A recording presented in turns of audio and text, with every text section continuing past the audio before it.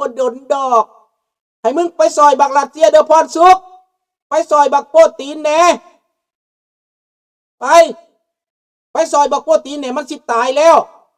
บักอังเติ้ลมึงไปใส่บ่ไปซอยโยตีนนำแหน่ไปพวกสู้ตัวกันนั่นน่ะพากันรับตาตัวพี่น้องบ่ได้มื่นตาเว้ามันรับตาพวกนี้น่ะมันปิดหูให้บักพรสุขไปซอยเขา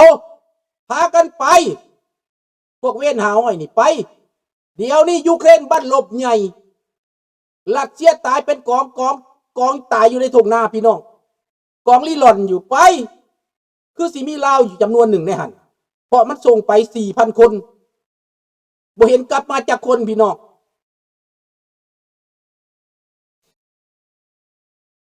เพิ่นขายป่าโอ้ยขายป่าพี่สังเด้บักเวนมึงขายป่าหยังป่าขี้กระตือกมึงเงินบ่ไผสิอยากนี่แหละเกิดให้มันขึ้นพี่น้องพวกนี้นะมันอวดหังอวดมีอวดร่ำอวดรวยว่าแต่เพิ่นเป็นคนลาวว่าเพิ่นเป็นคนหักซากบ่ยอมผิดบ่ยอมแมนว่าแต่โตเองถึกสมน้ำหน้ามันพวกเจ๊กพวกแก้วเอาผู้หญิงมันไปเรียนคิวน่ะนั่งเบิ่งเมาบักพรสุขเมียพวกสูก็เป็นกะลีเบิดกันนี่น่ะเอาเมียพวกปฏิวัติเป็นกะลีพี่น้องก็ยังจะเป็นกะลีมันอยากได้เงินแล้วมันเป็นกะลีมาแล้วพวกปฏิวัติยังได้เอาพอเงินเดือนปฏิวัติบ่พอให้เมียเงินเดือน 2-3 ล้าน 2-3 ล้านกีบข้าพเจ้าไปซื้อเหล้ากินกับเหลือแล้วแม่นบ่พี่น้องเหล้าข้าพเจ้าซื้อไปซุ่มกับหมู่นี่นะ100 กว่าเหรียญได้100 กว่าดอลได้มันนี่เงินเดือนมันบ่ฮอด100 ดอลบ่ฮอดอันจักเท่าไหร่3 ล้านกีบอวดหังอวดมีพ่อแม่เอามาแต่ใสพ่อแม่มึงขายซากแหละมาแต่ใสซ่อโกงแหละคันมึงหังมึงมีก็ได้พวกหังมีคู่มือเป็นแบบนั้นแหละซ่อโกงหมู่เอาเปรียบหมู่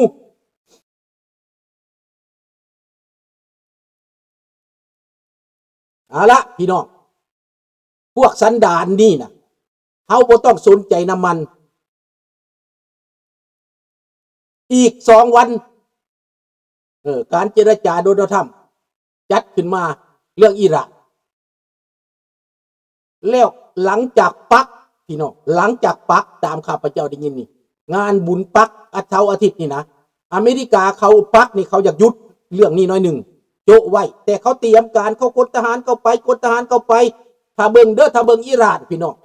ถ้าเบิ่งอิหร่านมันสิจบลงแบบใดถ้าเบิ่งเด้อพี่น้องแล้วบักพรสุขมันสิไปอยู่แดนใดพี่น้องมันสิไปอยู่แดนใดคนครอบคนครัวมึงมาต่อต้านอเมริกาเด้อบักพรสุขเด้อบักพรสุขมีไซหัวหน้าโจรลาวแดงหัวหน้าโจรขายซาดบักทรราชบักผีปอบกินบ้านกินเมืองลูกแรงตีนมือแก้วฮะโดยลูกแรงตีนมือเจ็กหัวคอดให้จื้อเอาไว้พี่น้องจดจำเอาไว้คนลาวบักพรสุขบุญมีไซนามสกุลนี้ครอบครัวนี้เป็นลูกน้องโจรพี่น้องจื้อเอาไว้เด้อเบิดประเทศลาวเด้อลาวนอกลาวในอยู่ไซก็แล้วแต่บักพรสุขบุญมีไซครอบครัวนี้บักนี่เป็นโจรหาห้อยเป็นหมาพานของบักสอนสะบักทองลุนเป็นหมาพานของบักสอนไซ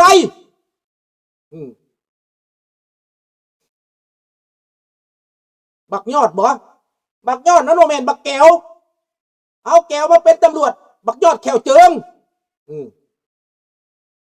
เงินเดือนบ่พอแสดงขายของปลอมกินขายบริการแม่แล้วขายของปลอมบ่เคยเห็นโอ้ยผู้ชายเต็มเอิก3 ศอกเอาของปลอมมาเปิดขายออนไลน์บ่เคยมีข้าพเจ้าขายของปลอมออนไลน์มันสมเพศเวทนา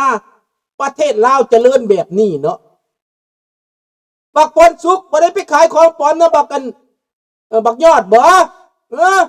มึงบ่ไปขายของปลอมนะบักยอดบ่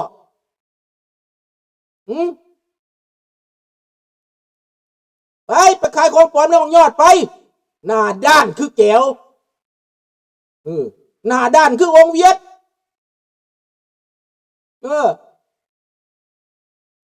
น้อยก็ยีอันก็ยีก็อันเฮ็ดอันกึกนี่บักแก้วหัวขอดบักยอดแก้วหัวขอดลูกอีกะลีมันเบิดแหละพี่น้องเขาว่ากับคนพวกนี้มันหน้าด้านหน้ามึนแก้วหัวขอดอยู่ฮานอยมันหน้าด้านหน้ามึนเหลือเกินหน้าหนาสัมปตีนพี่น้องว่าเป็นหน้าบางได้หน้าหนาได้แล้วพี่น้องเบิ่งเอาฟังเอาคนพวกนี้นะพี่น้องจำไว้จดไว้เด้อลูกเราหลานเราเอ้ย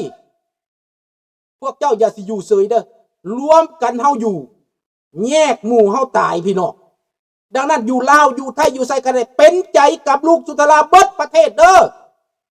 เวลามาถึงพวกเฮาจึงจัดการเวลามาถึงยามใดพวกเฮาจัดการเป็นโอกาสของพวกเฮ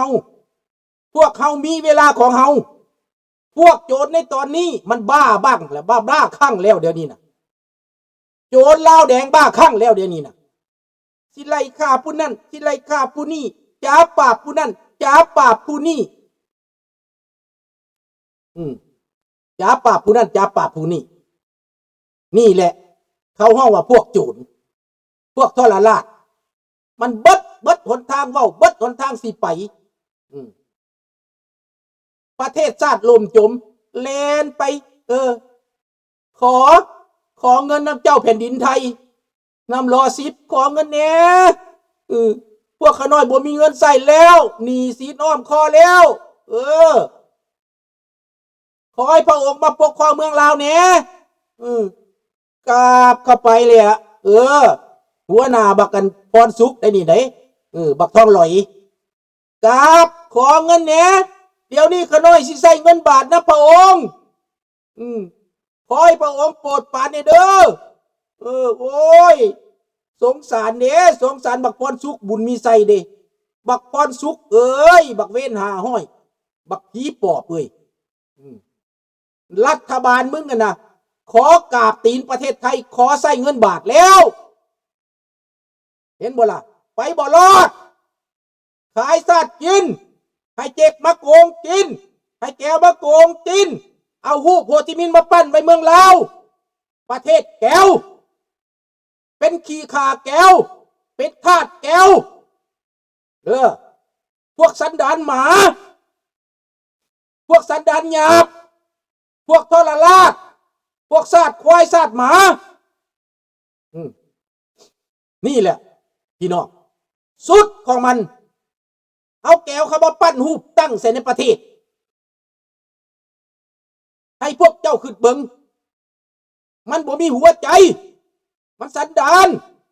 ลาวกับลาวนี่มันหาเรื่องใส่มันหาเรื่องใส่คนลาวทุกสิ่งทุกอย่างเฮาก็ฮู้กันเบิดแล้วปฏิเสธบ่ได้ดอกความจริงนี่มันปฏิเสธบ่ได้บักยอดขายของปลอมข้าพเจ้าเป็นคนเบิ่ง2ผัวเมียประกาศขายของปลอมอันนี้คือความเจริญของประเทศลาวก้าวหน้าที่สุดขายอย่างปลอมของปลอมผู้ชายนะเอาไว้แก้คัดแก้ไขให้เมียบักทองลุนเอาไว้ให้อีเวียงทองหอยแห้งอีเวียงทองหอยแห้งมึงไปซื้อเด้อมึงไปซื้อน้ำบักยอดเด้อบักยอดมันขายของปลอมใหญ่ขลาดอยู่นี่เอาให้มันโลดเอาให้อีเวียงทองหอยแห้งขอโทษเด้อพี่น้องเด้อมันจำเป็นต้องได้เว้ามันจำเป็นต้องได้ว่ามันจำเป็นต้องได้ด่าพวกสันดานนี่เฮาสิไปรูปมันอยู่นี่มันไล่ดอกกับพวกนี้น่ะฟาดกระแตหูมันโลดคนพวกนี้น่ะบ่ต้องสนใจนะมันเองเห็นบ่ดังนั้นพี่น้องเราผู้ทุกข์ยากจนเต็มบ้านเต็มเมืองเฮือนที่อันน่ะมักเฮ็ดตกใส่มูลบดเอาเงินมาแต่ใส่มาให้เขา สู้สดเจยบ่อนใด4,000 กว่าหลังคาเฮือนหั่นแถวสีไข่น่ะมุนหมดรัฐบาลมื่นตาเมาส่งทหารลงไป2-3 คนลากทั้งกะสีขึ้นมาเด้อรัฐบาลมาช่วยเด้อจะโจมตีว่ารัฐบาลบ่ช่วยเด้อทหารออกมาช่วยเด้อโอ้ยสู้บ่ต้องสร้างภาพดอกสร้างแนวใดก็บ่ขึ้นดอกสู้ขายประเทศไปแล้วขายชาติไปแล้วชาติลาวบ่เป็นของลาวแล้วแก้วมีบทบาทแก้วสืบทอดอำนาจมาตลอดครอบครัวบักคันตายครอบครัวบักไก่สอนครอบครัวบักทองลุ่นครอบครัวผีปอบครอบครัวผีเพศกินตับกินไตประชาชนครอบครัวบักเหวียนท่ายานองค์ท่ายานบักคันไตซื้อมันว่าเหวียนท่ายานบักไก่สอนซื้อมันว่าเหวียนเตซึง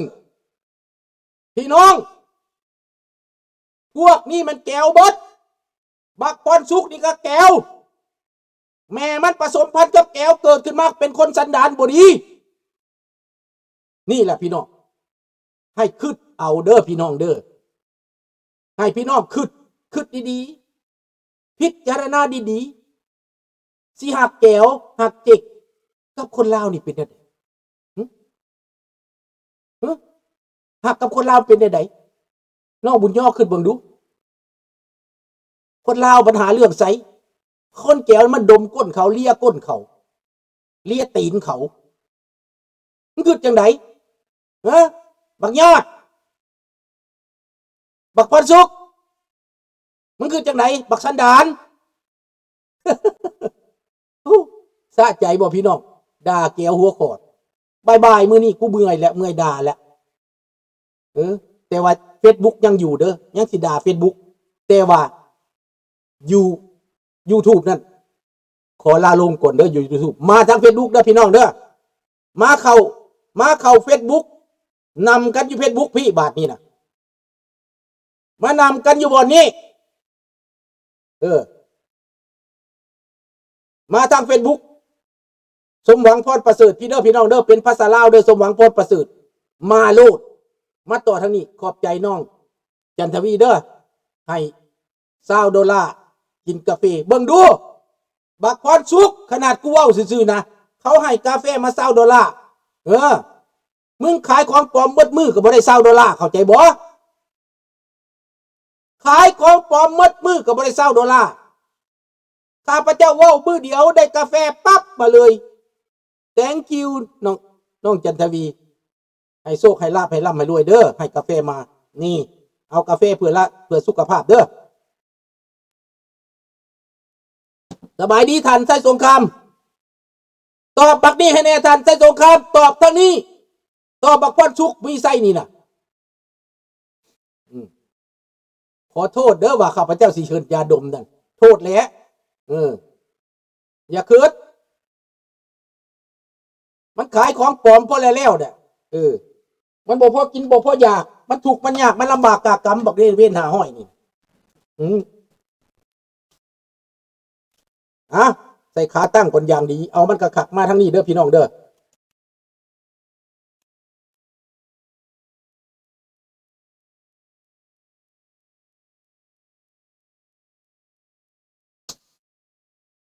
นี่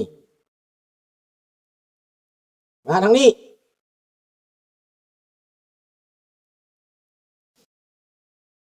ขอลงทางเงินมาทางนี้เด้อมาทาง Facebook พี่เด้อพี่น้องเด้อมาทาง Facebook สมหวังพรประเสริฐเด้อพี่น้องสิยองบักกันพรสุกในทางนี้ทาง YouTube นี่ขอลงก่อนเด้อบายเด้อพี่น้องเด้อ